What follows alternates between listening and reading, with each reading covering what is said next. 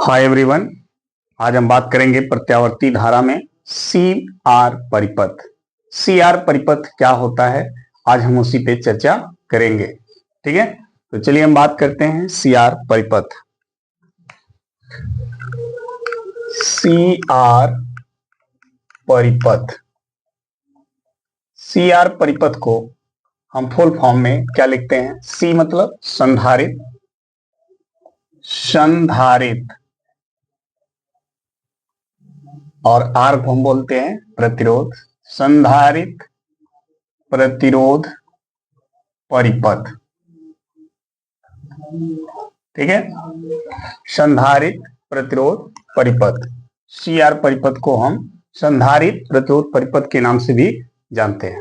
ठीक है, ये होता क्या है, ध्यान रखिए। अगर कोई पूछता है कि सी आर सर्किट क्या है, सी आर परिपथ क्या है, या संधारित प्रतिरोध परिपथ क्या है, तो जब किसी परिपथ में केवल संधारित और प्रतिरोध, केवल यही दोनों जुड़े हों, तो उस परिपथ को हम सी आर परिपथ या संधारित प्रतिरोध परिपथ कहते हैं। ठीक है, जब किसी परिपथ में केवल क्या जुड़ा हो? संधारित, संधारित और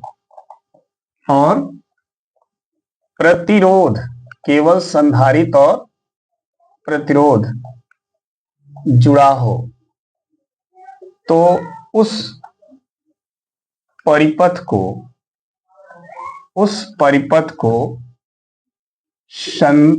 सी आर परिपथ, सी आर परिपथ कहते हैं। ध्यान रखिएगा, अगर कोई प्रश्न करता है कि सी आर परिपथ क्या है या संधारित प्रतिरोध परिपथ क्या है, तो ऐसा परिपथ जिसमें केवल संधारित और प्रतिरोध जुड़ा हो तो उसे सी आर परिपथ कहते हैं। ऐसे परिपथ में प्रतिबाधा क्या होगी? अगर ऐसा परिपथ है आपके पास तो उसकी प्रतिबाधा कितनी होगी, या उस प्रतिबाधा का सूत्र क्या होगा, या उस प्रतिबाधा का मान क्या होगा? ठीक है, तो इसके लिए हम क्या करेंगे, एक परिपथ बनाएंगे और उस परिपथ में हम एक संधारित और एक प्रतिरोध को जोड़ेंगे श्रेणी क्रम में। प्रतिरोध को और संधारित को हम श्रेणी क्रम में क्या करेंगे? जोड़ देंगे। जोड़ने के बाद उन्हें हम किसी प्रत्यावर्ती धारा स्रोत से जोड़ देंगे। ये एक प्रत्यावर्ती धारा स्रोत है। ठीक है, इस स्रोत का जो वोल्टेज है वो है equal to E naught sine omega t, या इसी को हम राइट करते हैं V equal to V naught sine omega t. ठीक है, ऐसे हम इसको जोड़ देते हैं। यहां पर देखिए हम संधारित को जोड़ रहे हैं। संधारित, यहां पर हमने एक संधारित लगाया। संधारित को परिपथ में आप सभी जानते हैं कैसे प्रदर्शित किया जाता है। दो बराबर और समांतर लाइन एक दूसरे के हम ऐसे ड्रॉ कर देते हैं, तो ये संधारित हो गया। और यहां पर हमने एक प्रतिरोध लगा दिया। ठीक है, जो संधारित हमने लगाया इसकी धारिता हमने मान लिया क्या? C। भाई जब संधारित है इसकी धारिता होगी वो है C, और जो प्रतिरोध हमने लगाया उसका भी कुछ मान होगा, वो है R। ठीक है, दोनों श्रेणी क्रम में जुड़े हुए हैं। इस परिपथ का नाम क्या हो जाएगा? सी आर परिपथ, क्योंकि इस परिपथ में केवल दो ही उपकरण लगे हैं, एक संधारित और एक प्रतिरोध। तो जब किसी परिपथ में केवल संधारित और प्रतिरोध लगा हो तो उस परिपथ को हम सी आर परिपथ कहते हैं। तो यहां भी देखिए इस परिपथ में केवल संधारित और प्रतिरोध लगा है, तो ये एक सी आर परिपथ है। ठीक है, और ये जो है प्रत्यावर्ती धारा स्रोत है जो धारा इसमें प्रवाहित करेगा। अब देखें ये प्रत्यावर्ती धारा स्रोत जब धारा प्रवाहित करेगा, मान लीजिए आई एम्पियर की धारा प्रवाहित किया, तो जो धारा इस संधारित में आएगी वही धारा प्रतिरोध में भी जाएगी, क्योंकि दोनों श्रेणी क्रम में जुड़े हैं तो दोनों में धारा के मान क्या होंगे? समान होंगे। ठीक है, एकदम कंफर्म रहिएगा, ठीक है। लेकिन दोनों के वोल्टेज अलग अलग होंगे, इसका वोल्टेज कुछ और होगा, इसका वोल्टेज कुछ और होगा, ठीक है। मान लेते हैं कि जो संधारित्र है ये, इसका वोल्टेज क्या है, ईसी है, क्या है, ईसी। और जो प्रतिरोध है इसका वोल्टेज क्या है, ई आर, ठीक है। अब ध्यान देखिए, दोनों को पहले हम अलग अलग समझ लें। केवल जब संधारित्र जुड़ा होता है, पीछे आप जाएंगे तो वीडियो है सी परिपथ, उस परिपथ में जब जाएंगे तो उसमें देखिएगा केवल संधारित्र लगा होगा। और जब संधारित्र लगा होता है तो संधारित्र वाले केस में वोल्टेज धारा से पीछे चलती है, या ये कहें कि धारा वोल्टेज से आगे चलता है। कितना, 90 डिग्री का अंतर होता है दोनों के बीच में। सी परिपथ में धारा और वोल्टेज के बीच 90 अंश का कालांतर होता है, ठीक है। तो सी परिपथ में आप जाएंगे तो सी परिपथ में देखिए, अगर धारा की दिशा ये है, धारा की दिशा ये है, तो वोल्टेज की जो दिशा होगी वो धारा से 90 डिग्री पीछे चलेगी। क्यों, क्योंकि धारा 90 डिग्री आगे होता है, तो अगर पीछे चल रहा है तो पीछे के लिए वोल्टेज की दिशा यहां से नीचे की ओर खींचेंगे। ये हो गया इस वोल्टेज की दिशा ईसी, ठीक है। और दोनों के बीच ये 90 डिग्री का डिफरेंट हो गया। लेकिन अगर हम केवल आर परिपथ की बात करें, पहला वीडियो आप देखेंगे वो आर परिपथ है। आर परिपथ में जब आप जाएंगे तो आर परिपथ में धारा की दिशा और आर परिपथ का जो वोल्टेज है ई आर, उसकी दिशा दोनों सेम होती है, दोनों सेम होती है, उनके कला में कोई अंतर नहीं होता है, ठीक है। अब यहां पर जब हम प्रतिबाधा ज्ञात करेंगे इस सी आर परिपथ का, तो पहले इस सभी चीजों को हम यहां लिखेंगे। कैसे, ध्यान से समझिएगा। लिखेंगे, माना सी धारिता का संधारित्र और आर ओम का प्रतिरोध दोनों चित्रानुसार श्रेणी क्रम में प्रत्यावर्ती धारा स्रोत से जुड़े हैं, जिनका voltage equal to E naught sine omega t है, ठीक है। संधारित्र का वोल्टेज ईसी जो धारा से 90 डिग्री पश्चिगामी है, प्रतिरोध का वोल्टेज ई आर धारा के साथ समान कला में है, ठीक है। इन दोनों डायग्राम के हेल्प से हम यहां पर एक बड़ा सा डायग्राम बनाएंगे और उसकी मदद से हम इस परिपथ का प्रतिबाधा ज्ञात करेंगे, ठीक है। तो लिखेंगे, माना सी परिपथ, माना सी धारिता का क्या, संधारित्र तथा आर ओम का क्या, प्रतिरोध चित्रानुसार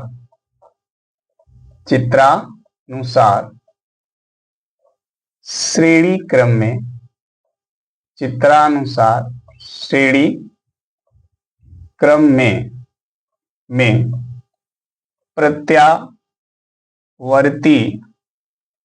धारा स्रोत से जुड़ा है, जिसका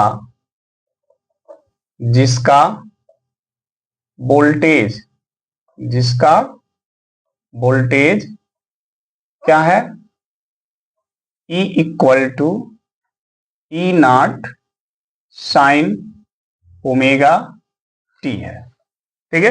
हमने मान लिया, ठीक है, कि सी धारिता का एक संधारित्र और आर ओम का प्रतिरोध चित्र के अनुसार श्रेणी क्रम में प्रत्यावर्ती धारा स्रोत से जुड़ा है, और उस प्रत्यावर्ती धारा स्रोत का जो वोल्टेज है वो इतना है, ठीक है। संधारित्र का जो वोल्टेज होता है ईसी, वो धारा से क्या होता है, 90 डिग्री पश्चिगामी होता है। संधारित्र का वोल्टेज कौन? ईसी। संधारित्र का वोल्टेज कौन है? ईसी। ईसी धारा किससे? आई से। धारा आई से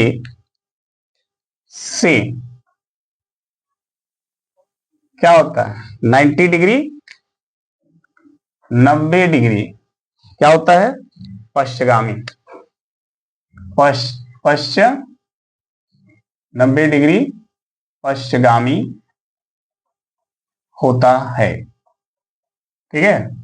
जो संधारित्र की जो वोल्टेज है ईसी, वो धारा से 90 डिग्री पश्चगामी होता है, पीछे चलता है। इसीलिए ईसी का जो दिशा है धारा से नीचे की ओर खींचा गया, जो धारा की दिशा है उससे नीचे की ओर खींचा गया। जबकि जबकि प्रतिरोध प्रतिरोध का वोल्टेज वोल्टेज कौन? E R. प्रतिरोध का वोल्टेज ई आर और धारा धारा आई दोनों दोनों समान कला में होते हैं, समान कला में होते हैं। ठीक है। संधारित्र का तो वोल्टेज जो है धारा से 90 डिग्री पीछे चलता है, लेकिन प्रतिरोध का वोल्टेज जो होता है वो धारा के दिशा में ही चलता है, तो दोनों समान कला में होते हैं। इन दोनों डायग्राम के हेल्प से हम यहां पर एक बड़ा सा डायग्राम बनाएंगे। देखिए ये हो गया, देखिएगा ये हो गया धारा की दिशा आई, और धारा के दिशा में ही प्रतिरोध के वोल्टेज की भी दिशा होती है ई आर। लेकिन जो संधारित्र है उसका वोल्टेज धारा के दिशा से 90 डिग्री पीछे है, यानी संधारित्र का वोल्टेज की दिशा ये हो जाएगी। संधारित्र के वोल्टेज की दिशा ये हो जाएगी ईसी, ये हो जाएगी। ठीक है। और दोनों के दिशा के बीच देखिए 90 डिग्री का डिफरेंट। ठीक है। अब देखिए इसका परिणामी वोल्टेज क्या होगा? परिणामी वोल्टेज, तो परिणामी वोल्टेज जब दोनों 90 डिग्री पर हैं तो इनका परिणामी वोल्टेज समांतर चतुर्भुज के नियम के अनुसार ये होगा, और इसको हम लिखते हैं क्या? ई। क्या लिखते हैं? ई। और ये भी परिणामी वोल्टेज जो है यहां पर धारा की दिशा और परिणामी वोल्टेज की जो दिशा है वो धारा के दिशा से कितने डिग्री पे है? 5 डिग्री पर। ठीक है। यानी सी आर परिपथ का जो परिणामी वोल्टेज है वो धारा के वोल्टेज दिशा से 5 डिग्री डिफरेंट चल रहा है, यानी कालांतर जो होगा वो 5 डिग्री होगा। सी आर परिपथ का कालांतर कितना होगा? 5 डिग्री, क्योंकि सी आर परिपथ का परिणामी वोल्टेज ई है और धारा की दिशा ये आई है, दोनों के बीच अंतर कितने का है? फाई का। तो सी आर परिपथ का कालांतर कितना है? फाई है। इस फाई का मान आगे हम अभी ज्ञात करेंगे, फिलहाल अभी हम प्रतिबाधा की बात कर रहे हैं। ठीक है। अब ये कैसे, देखिए प्रतिबाधा कैसे निकाला जाएगा? यहां से इसके सिर से इस पर लंब डाल दीजिए ऐसे, और इधर लंब डाल दीजिए। ठीक है। अब देखना, अगर ये ईसी है तो ये भी क्या होगा? ईसी ही होगा। ठीक। ई का जो मान है हम ज्ञात करेंगे। सी आर परिपथ का परिणामी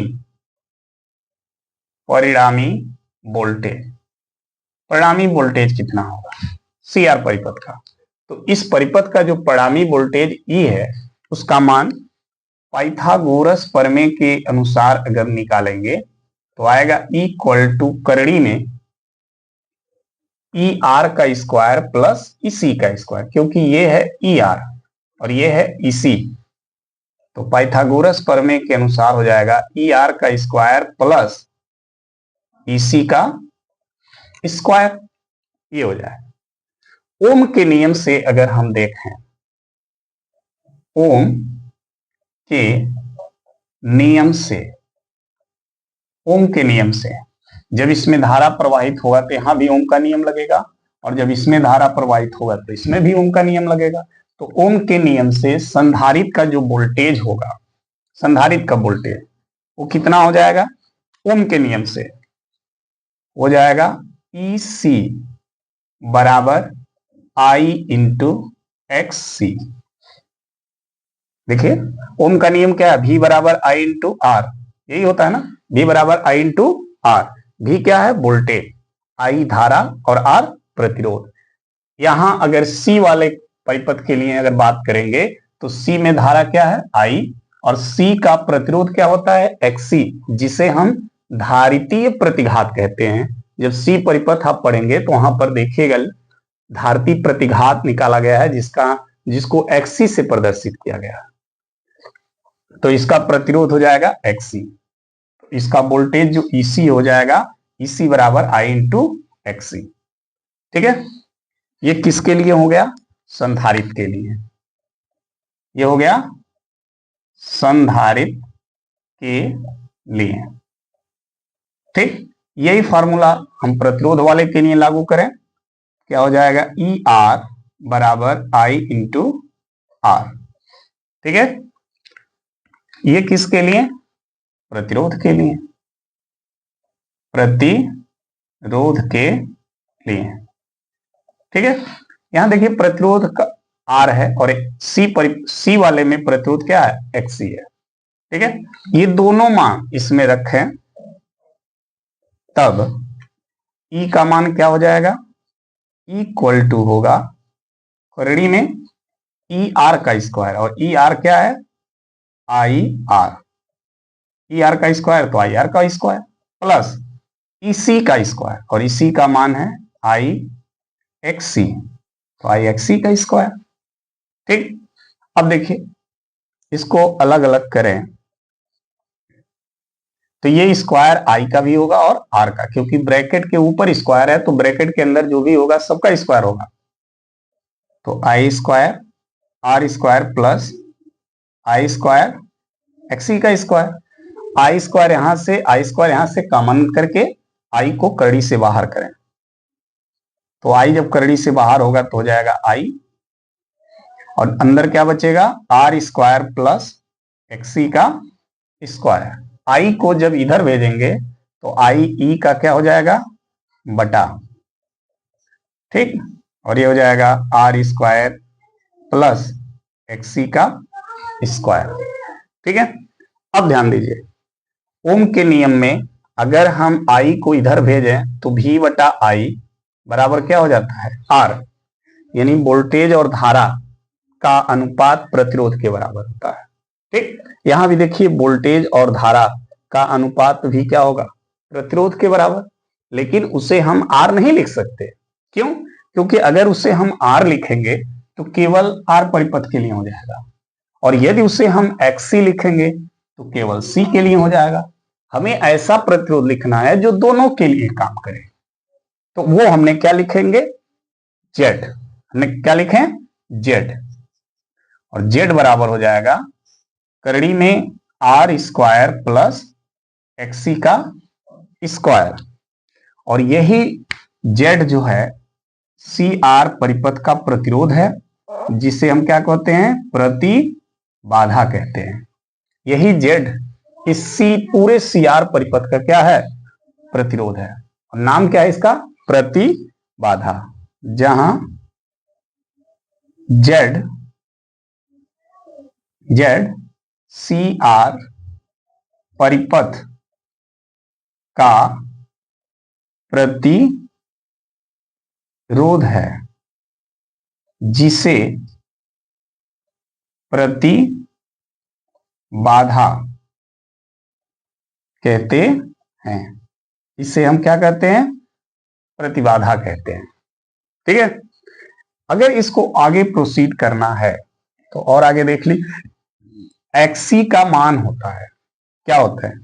XC की वैल्यू होती है, चूंकि XC का मान होता है 1/ओमेगा C, तो आप चाहें तो XC की जगह 1/ओमेगा C रखें तो Z का एक और नया फॉर्मूला दिखेगा आपको, आर स्क्वायर प्लस 1/ओमेगा सी। एक्सी का स्क्वायर है तो इस पर भी हो जाएगा स्क्वायर। ठीक है, तो जेड का मान यहां से भी आप निकाल सकते हैं। ठीक है, ओमेगा का भी मान होता है 2πf, आप चाहें तो यहां 2πf भी लिख सकते हैं। ठीक है, तो एक और फॉर्मूला आपको मिलेगा, क्योंकि ओमेगा का मान होता है 2πf, यहां रखेंगे तो जेड का एक और फॉर्मूला आपको दिखेगा, आर स्क्वायर प्लस 1/2πf सी का होल स्क्वायर। ठीक है, ये भी आपका इस सी आर परिपथ का प्रतिबाधा हो जाएगा। ये सब फॉर्मूला इसलिए आपको बताया जा रहा है ताकि न्यूमेरिकल में सब काम आएंगे। ठीक है, तो ये हो गया सी आर परिपथ का प्रतिबाधा, कैसे कैलकुलेट करना है समझ में आ गया होगा। अब हम बात करेंगे सी आर परिपथ में कालांतर कितना होता है। कालांतर, सी आर परिपथ का कालांतर, कालांतर वोल्टेज और धारा के बीच कला में अंतर आपको निकालना है। तो सी आर परिपथ का वोल्टेज कौन है, ये ई है। देखिए एक्स ई सी केवल सी का वोल्टेज है, ई आर केवल आर का वोल्टेज है, लेकिन जो ई है वो इस पूरे परिपथ का वोल्टेज है। और उस वोल्टेज से धारा के बीच में कितने डिग्री का अंतर है वो है फाई, और यही फाई क्या कहलाएगा, कालांतर। इस फाई का मान निकालना हमें, तो कैसे निकालेंगे ध्यान दीजिएगा। कालांतर निकालने के लिए आप एक समकोण त्रिभुज दिखा, देखिए यहां से एक समकोण त्रिभुज है, तो फाई का मान निकालने के लिए हम tan का फॉर्मूला यूज करेंगे। tan फाई बराबर होता है लंब बटे आधार। लंब क्या है, ईसी, लंब क्या है, ई सी, और आधार है ई आर, ई आर। तो यहां से भी अगर ईसी दिया हो, संधारित्र का वोल्टेज दिया हो, प्रतिरोध का वोल्टेज दिया हो, और आपसे पूछ रहा है कालांतर, तो डायरेक्ट इसी पे रख देंगे, आंसर आ जाएगा। लेकिन मान लीजिए ये 9 दे करके ईसी की वैल्यू क्या होती है, आई इंटू एक्सी। देखिए ईसी बराबर आई इंटू एक्सी बटा ई आर का मान होता है आई इंटू आर। यहां से आई आई कट जाएगा, तो tan फाई बराबर हो जाएगा एक्सी बटा आर। यानी अगर संधारित्र का प्रतिरोध दिया हो और इसका प्रतिरोध दिया हो तब भी आप यहां से निकाल सकते हैं tan फाई। कालांतर यहां से भी निकल सकता है, देखिए कालांतर यहां से भी निकल सकता है। ठीक, और आगे बढ़े, एक्सी का मान आपको पता है क्या, ओमेगा सी, 1/ओमेगा सी, तो यहां रख दें, तो tan फाई का मान हो जाएगा 1/ओमेगा सी पूरे का बटा आर। तो ओमेगा सी नीचे आएगा, तो tan फाई बराबर हो जाएगा 1/ओमेगा सी आर होगा। यहां से भी आप चाहेंगे तो tan फाई निकाल सकते हैं।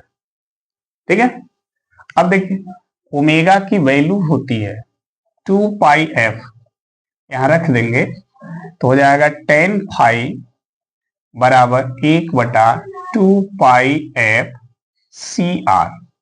यहां से भी आप चाहेंगे तो कालांतर निकाल सकते हैं।